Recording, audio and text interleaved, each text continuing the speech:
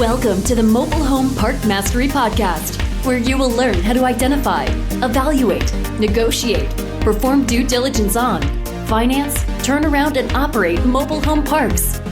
And now, here is your host, the fifth largest mobile home park owner in the United States, Frank Rolfe. When you buy a mobile home park, you typically get a mix of old and new homes. And it's no big deal. And then when you start filling your vacant lots, suddenly you start thinking and perhaps overthinking whether a new home can happily coexist side by side with an old one. This is Frank Rolfe, the Mobile Home Park Mastery Podcast. We're going to talk about what happens when you place a new home next to an old home and if that really works. So let's just first start off with how this normally comes to the attention of the park owner. When you buy the mobile home park and you've got all those 60s and 70s and 80s and 90s and 2000s and perhaps even newer homes, they're all mixed together there, old home, new home, and they all seem to get along just fine. And you're initially just concerned about pride of ownership and streetscaping and cleaning up the park. But at the same time, to maximize income, you want to fill all your vacant lots. So when it comes time to buy that first newer home, whether it's brand new or maybe a repoed home or something from a home wholesaler, but yet is many decades newer than many of the homes, you can't figure out where to put it. You got a sporadic number of vacant lots. And the question is, which lot do you put it in? And then you come to find out that based on the length of the lots and the home that you found, that 76-footer will only fit on the lot next to that home that was built in, let's say, 1974. So what do? Can you put that new home on that lot in a hope that you can sell the home? Well, the answer is yes. Old homes and new homes get along just fine. But why is that?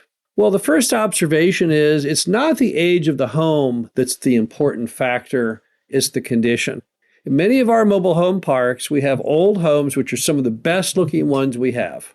We have a park up in Niles, Michigan, and if I let you walk around it and ask you, okay, which home is the nicest? You're going to pick one that's near our office, that's painted yellow, that dates to the early 70s. And you would say, how is that possible? If you don't know the industry and you didn't know the story and the evolution and the dating of it, you would just choose that home because it's so well maintained. That resident has lived in the park their entire life. They've kept that home up as nice as new. It's well painted. It's got nice looking shutters on it. It's got those old-fashioned awnings on it. And the yard is beautifully landscaped and mowed. So as a result, it's our nicest home, yet it's among our oldest. And in other parks we own, we've got newer homes, let's say a home from 2000, which is in no way really attractive because the resident is not maintaining their property. They let a shutter fall off. They're not mowing the yard well.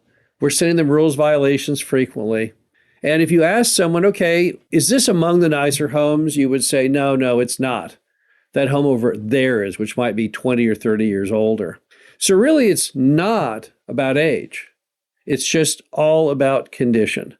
So the key question, if you want to put a newer home on a lot next to an older home is, what's the condition of that older home? And if the answer is it's well maintained and the person really cares and has great pride of ownership, then it's probably going to work. It also means, however, that if you start populating those lots next to the older homes, it is imperative that you do push those to be in good condition. In some cases, you may have to be a very active participant in that home looking its best. You will have to be the grain of sand that makes the pearl. You'll have to have your manager go to the resident and say, look, we're bringing in a newer home on this lot next to you, and we really want to get your condition up. And here are some suggestions we have, and you may have to pay for those. Even if it includes repainting the home or fixing up the skirting or putting the shutters back on it. So you can manipulate to some degree the condition of the home. And again, that's far more important than the age. Another issue you have is, what are the views? What do you see when you look out the windows? Because really, when someone looks in that new home or newer home as far as buying it, and you're all concerned about the proximity to the older home, you only see that when you drive up. But then the question is, what do you look out the windows at? And the answer is, well, you look at the windows sometimes out the back of the house, not away from the home next door, the front of the house onto the street. And sometimes the view out of the windows is the problem. It's not the quality of the home next door, it's what it looks out on. Because every park and every resident has often some unsightly things that need to be improved that make that window's viewpoint not really that good.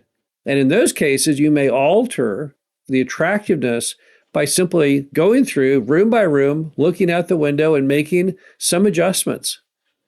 We've had cases, for example, where you've got some kind of utility there, a utility pole or something that's not attractive looking, and you can therefore block that by, for example, installing a piece of white vinyl fencing. But look at the views at those windows, not just the home and the quality of the home that you're pulling in, but what do you see out of all those different windows? Also, remember that when you bring in that new home, it's going to give, if contrasted with an older home, it's going to give that resident perhaps a little more pride of ownership, a little more glory because they're the new home on the block or they're the newer home. Even in all subdivisions, it isn't that every home is supposed to be identical, that it's supposed to match the neighbor. People like to feel superior. When I took my psychology class at Stanford back in the 70s, 80s, I remember there was a class that said we all have two innate desires. One is to be highly attractive, and the other is superior to everyone else. So sometimes it's a turn on for the potential home buyer to have a home that is next to an older home because it makes him feel superior that he's got the nicer, newer home. And there's certainly nothing wrong with that. Now, bringing in homes and selling homes is a complicated business. You've got to do a great job of running ads. You've got to have a nice show home. You have to have a manager who really cares and has really good people skills. But I've never seen a deal collapse simply over the age of the home next door.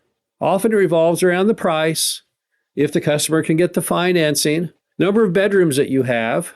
But I've rarely ever seen a customer say, well, this home checks all the boxes, but unfortunately, it's next to that home that's from the 80s.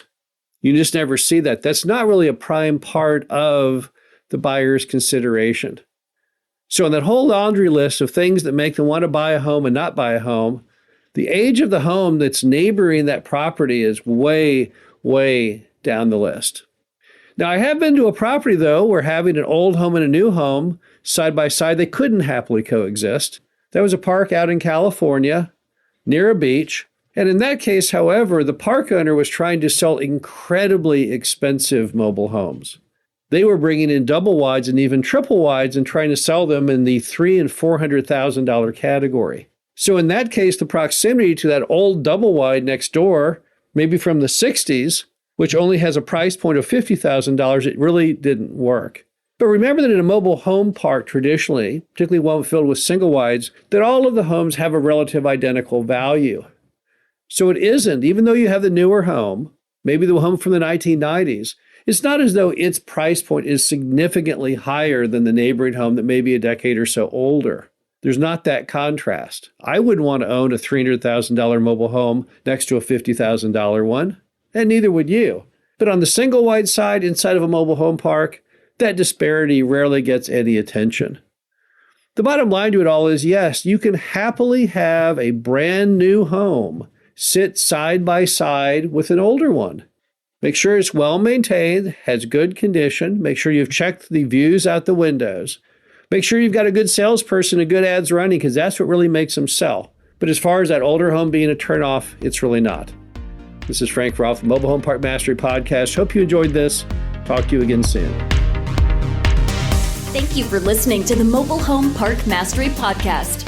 Be sure to visit us at mhpmastery.com to subscribe to the show, read our show transcriptions, and access all of our great information on mobile home park investing.